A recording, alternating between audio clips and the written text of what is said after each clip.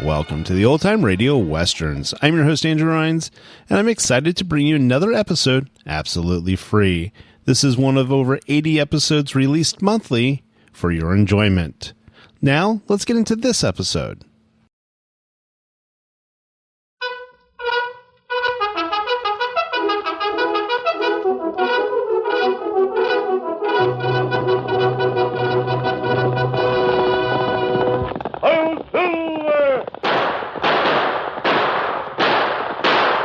Fiery horse with the speed of light, a cloud of dust, and a hearty Hi-Yo Silver, the Lone Ranger.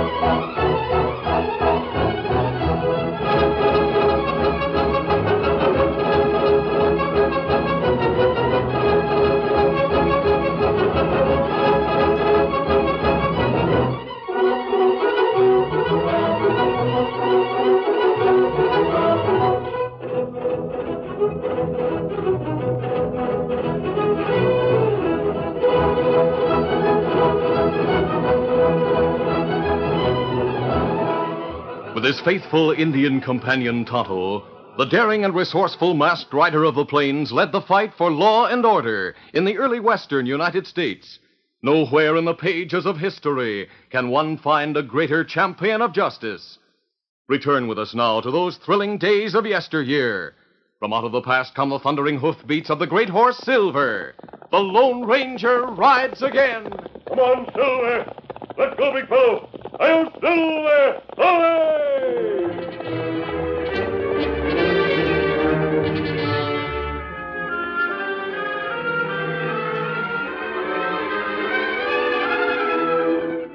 Charlie Pike ran the trading post in the heart of Indian country. It was a convenient stopping place for pioneers heading into the Southwest Territory. Most wagon trains stopped at Pike's post. When Sam Jackson came into the region to take charge of Indian affairs, he called on Charlie Pike for first-hand information. You see, Mr. Pike. Oh, just call me Charlie. All right, Charlie. Now, tell me what I can do for you. You need supplies such as blankets, beads, or pottery?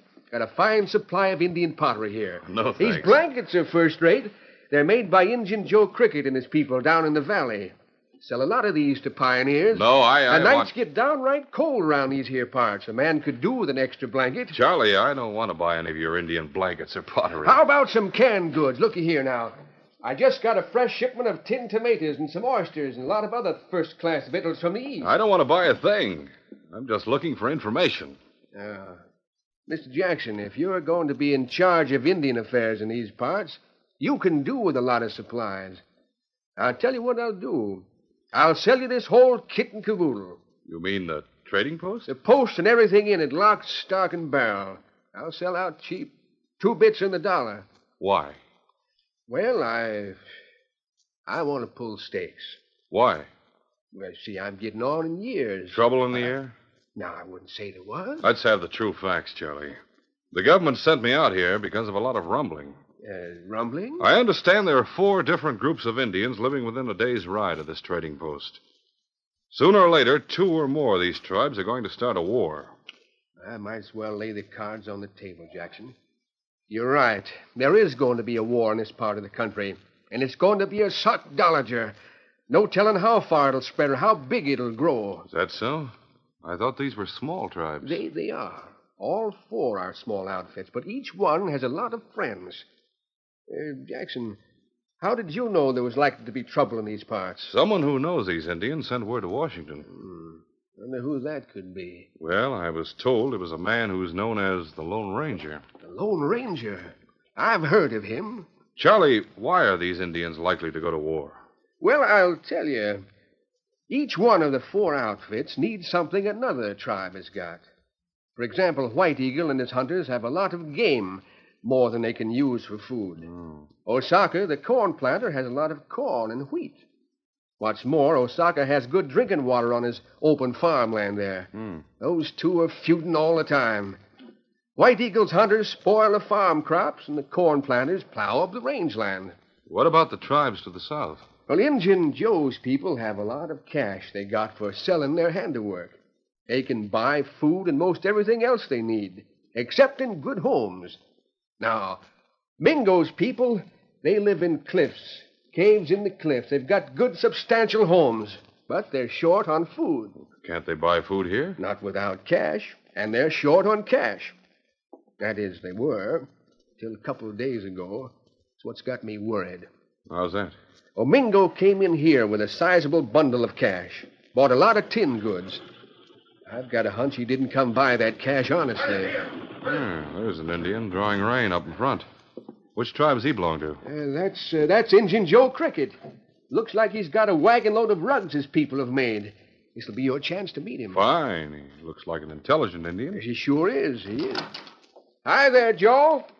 Me want talk. Hey, you look like you're geared for trouble. What's wrong? Me ask question. You answer straight. Sure. Let go my shirt. You don't need to get rough with me. Yes. I want to introduce you. You listen. Mingo come here last 2-3 day. That right? Mingo? Yeah, he was here. Sure, he was here. Well, what about it? Him spend money. Gold money. That right? Well, now, You answer yes, no. Now, see here, Joe. You can't get... Quiet. Don't mix into this, Mr. Jackson. Injun Joe, he won't hurt me. Answer question, me not hurt. Mingo spend gold money? Yes, that's right, Joe. That prove him steal money. Now. Him steal plenty money from my people. Him come in night like serpent. Steal gold from hiding place, then sneak away. Oh, now, Injun Joe, you don't want to go making accusations. You give Mingo message when him come here look for son. When he comes here looking for his son, what makes me you think... capture Mingo's son. Me got son wagon under rug. Him tied, gagged. Great day. Mingo bring money back in 2 moon. Son go free. Him not bring back money in 2 moon. Son die. You tell Mingo. Great Scott. No, wait, Indian Joe. You can't do that. Tell him. Oh. Well, I can stop that Indian, take the boy away from him. No, don't do that, Mr. Jackson. Don't do it. Don't you interfere. If you interfere, the whole of Injun Joe Cricket's tribe will attack this trading post. But what'll happen next? I'll tell you what'll happen, Jackson. There'll be war.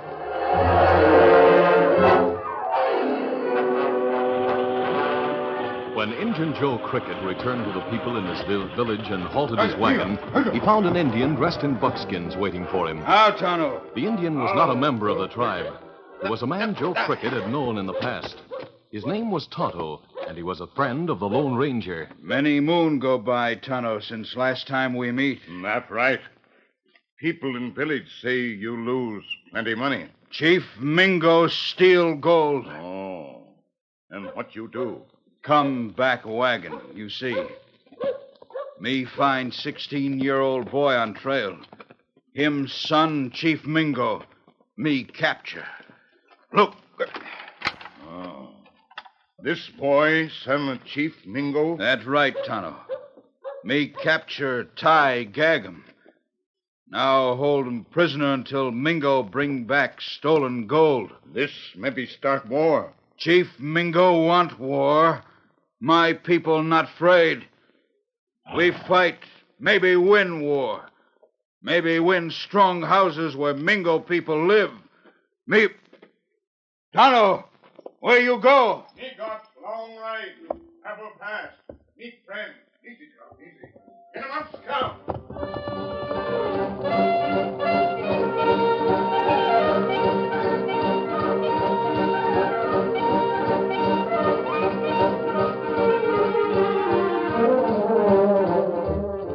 While Tonto had been keeping an eye on the Indians south of the trading post, the Lone Ranger had camped on a hillside far to the north, where he could watch the wooden houses and the crops of Chief Osaka in the distant valley, and at the same time keep an eye on the woods where White Eagle's hunters lived.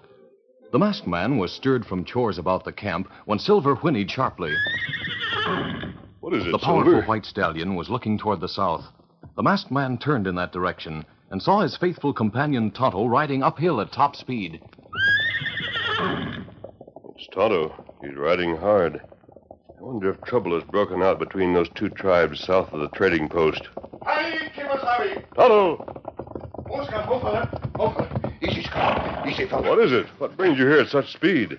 Trouble come plenty soon. Between Joe Cricket and the cliff dwellers? That's right. Tell me about it. Well, Joe Cricket and his people have money hidden in good place. Someone come in night and steal it.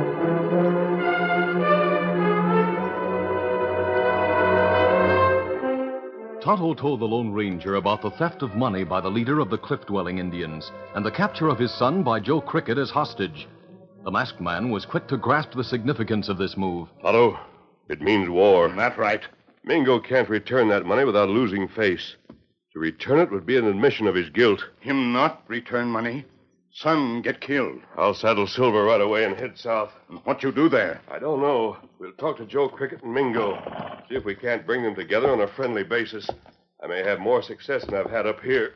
You try to bring White Eagle and Osaka together? Yes, I've tried, but they're bitter enemies. Me no. The situation between White Eagle and Osaka, just like those of those feuds between the cattlemen and homesteaders. Me savvy. The hunters claim that the range is spoiled and the buffalo and antelope driven away when land is plowed for planting crops. Osaka feels that his people have a right to that land. They build houses and settle there with their families. You think war break out here? It's likely. But it seems to be more imminent down south. Kimasabi. What that, Kimasabi? War cries. Steady, Silver, steady, boy. Kimasabi, look at edge of woods. White Eagle's hunters. They're breaking out of cover. Them ride plenty hard. Them head for farmer Indians. Tonto, it looks like an attack on Osaka's village. And what we do? We'll do what we can to help Osaka. Hit that saddle and follow me. Easy, big fella. Come on, Silver! Come on, Scout.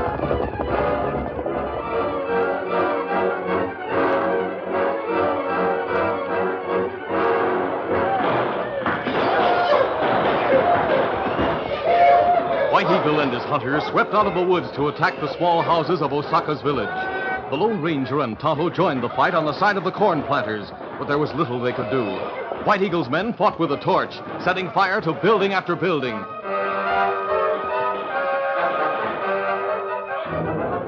As soon as every house was burned, White Eagle shouted a command. And his men rode away as quickly as they had come.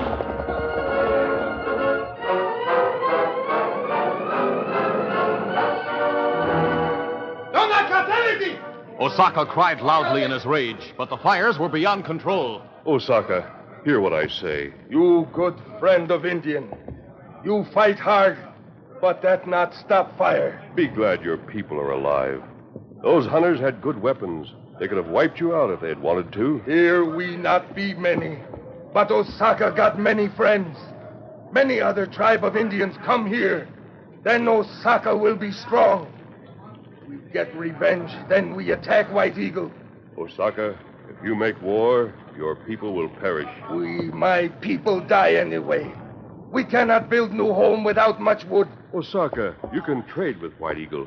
He wants water from your streams. He wants corn and wheat from your fields. For these he will give you wood from his forest. White Eagle is enemy. We not trade with enemy. We die first. Perhaps I can help you in another way. You cannot give us home.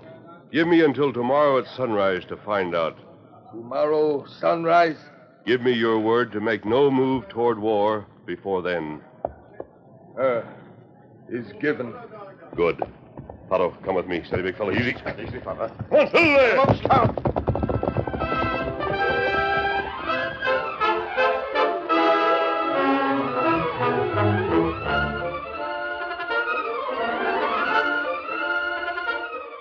The curtain falls on the first act of our Lone Ranger story.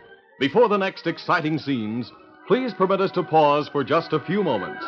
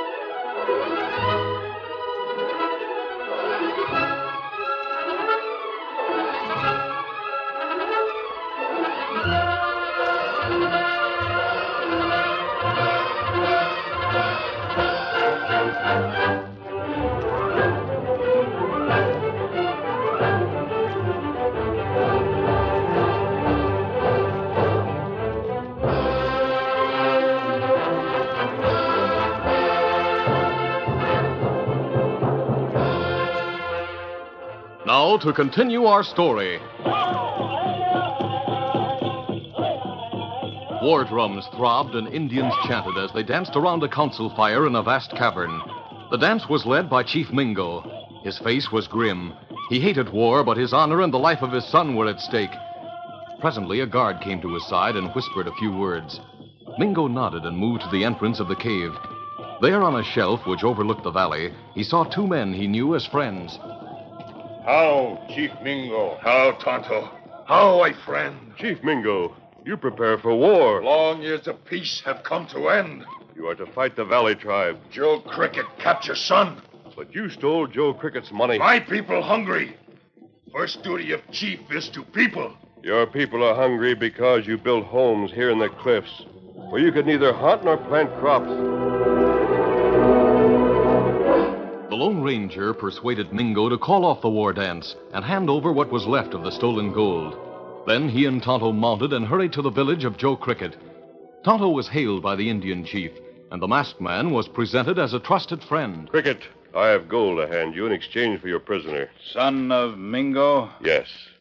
Me hear war drums from cliffs. The war dance has been called off. Mingo is going to leave the cliffs as soon as his son is by his side. You say him leave cliffs? Yes. My people always want homes like Cliff Dweller. Maybe I can get them for you. Tonto, your friend mean what him say. That right? Make no move until you hear from me. When me hear? Within a day or so. Now, here's your gold. Release your prisoner. Me go get him. Honor me. Tonto, you wait here until the son of Chief Mingo is brought to you.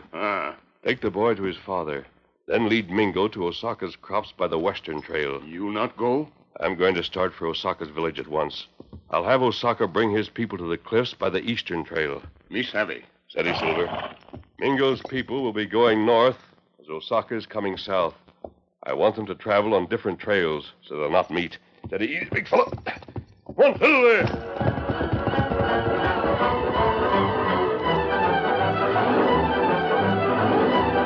A daring plan had taken form in the Lone Ranger's mind. It was a plan by which he hoped to bring about an understanding that would mean peace for all four tribes. He found Chief Osaka, the corn planter, waiting eagerly when he returned to the village of burned-out homes. Oh, Silver, oh, easy, steady, big fella. You come back quick. Me not look for you till next day. Easy, steady, big fella. Osaka, I bring good news. You say maybe find my people new place to live. I found it.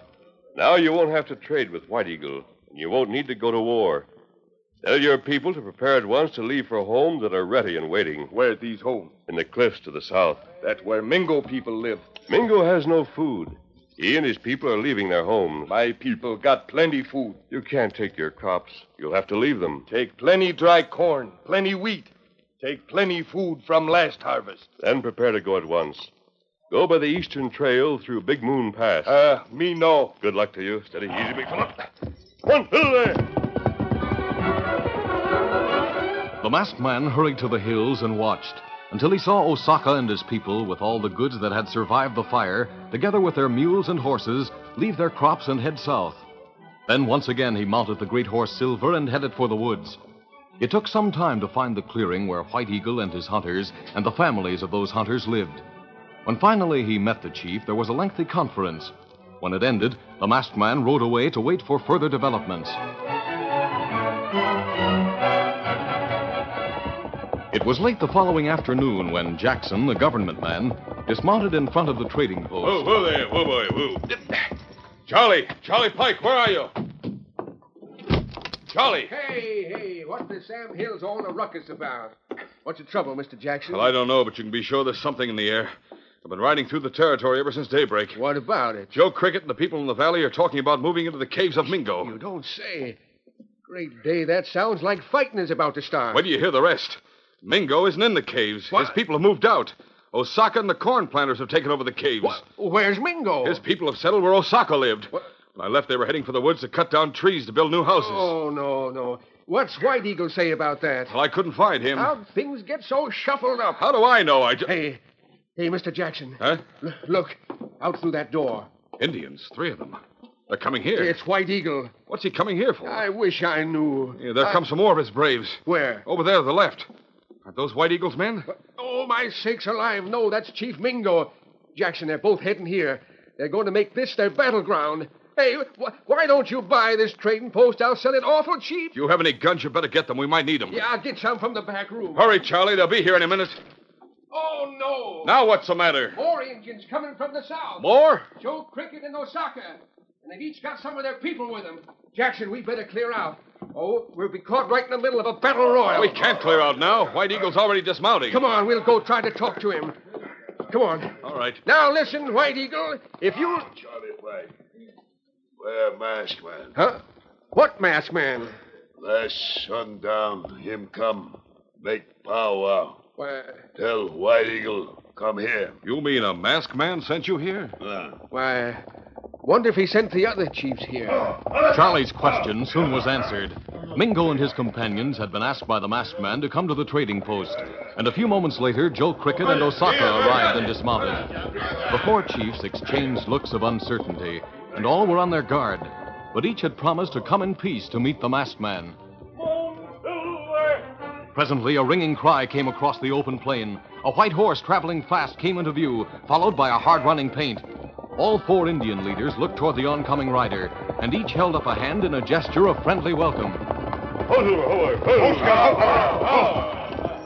While Charlie Pike and Jackson watched with wide-eyed expressions, the Lone Ranger brought all 4 leaders into the trading post and seated them in a circle on the floor. I brought you chiefs together because I want to see how you like your new arrangements. Osaka, your people have moved to the cliffs. Plenty good. You took food with you. What are you going to do when it's gone?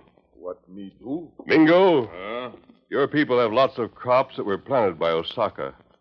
What will you do for homes unless you can get wood from White Eagle? Do? White Eagle, you have more wood than you need. But you would like water that flows in such great quantities in the village where Mingo now lives. You would like fish from those streams and corn so your people could eat better. Joe Cricket, you have your gold. But what good is it to you unless you can exchange it for food and homes? Each one of you has more than he needs of some things. Osaka, you and White Eagle were enemies. You would not trade. But Mingo and the hunters will live in peace. Do you know why? Why, you say they'll live in peace? Mingo, will you let White Eagle's hunters have corn in exchange for game and water and fish from your streams? If he will trade wood to build your home? That good. What do you say about that, White Eagle? We shake hand with Mingo, huh? Great day. Look at them, too. Both of you can use better guns and ammunition. You can use many things that can be bought here in the trading post with gold. Why, then, don't you give some of the food and wood you can't use to Joe Cricket in exchange for gold? Osaka, your people know how to plant and grow good things. When the crops you planted have been used, there must be new crops. Why don't you share these crops with Mingo, who will pay for them by building homes for you? Then you can return to your own country, and Mingo can return to his cliffs with no worry about food. Son not get in cave. Maybe like home in valley better.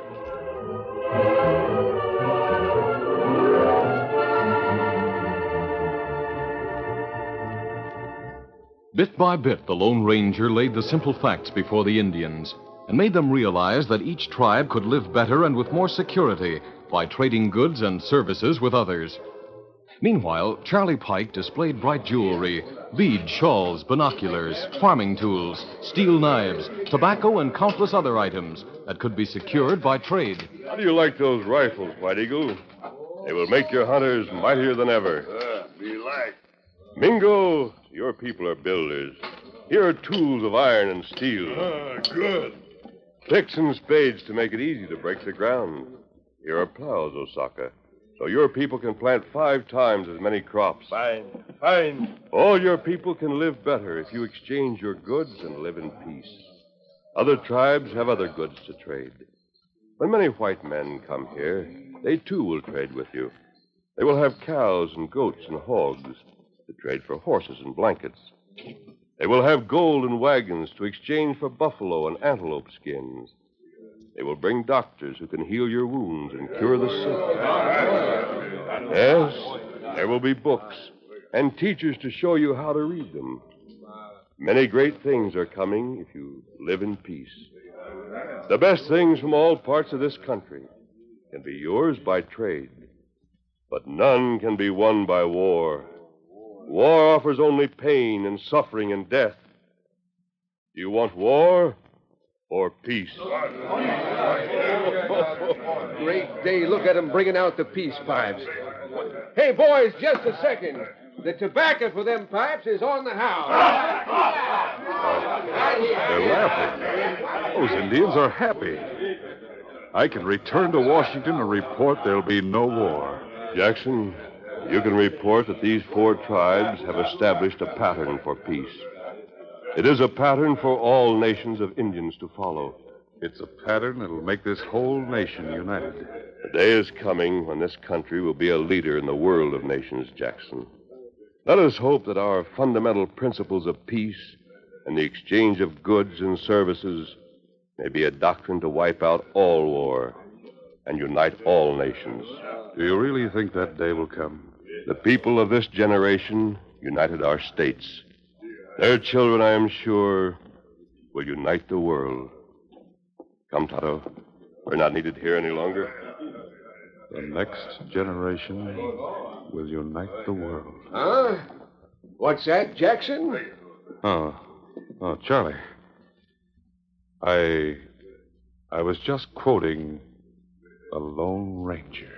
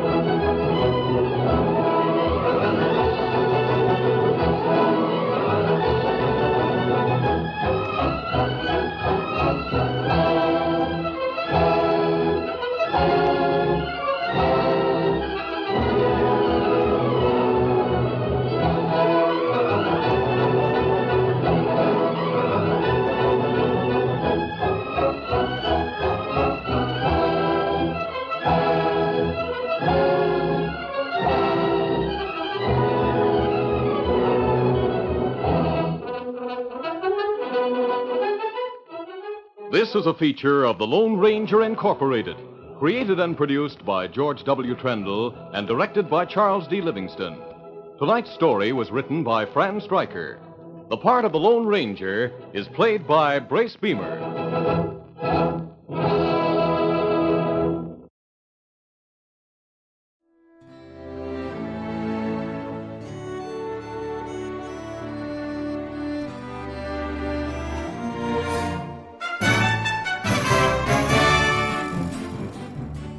This has been a presentation of OTRWesterns.com, and we hope you enjoyed. Please take some time to like and rate this episode within your favorite podcast application. Follow us on Facebook by going to OTRWesterns.com/Facebook, and subscribe to our YouTube channel by going to OTRWesterns.com/YouTube. Become one of our ranch hands and unlock some exclusive content. We want to thank the following ranch hand, Steve, who joined us recently. You too can join by going to OTRWesterns.com/donate. Send us an email, podcast@OTRWesterns.com, and you can call and leave us a voicemail, 707-986-8739. This episode is copyright under the attribution, non-commercial, share-alike copyright. For more information, go to OTRWesterns.com/copyright. Have a great day, and thanks for listening.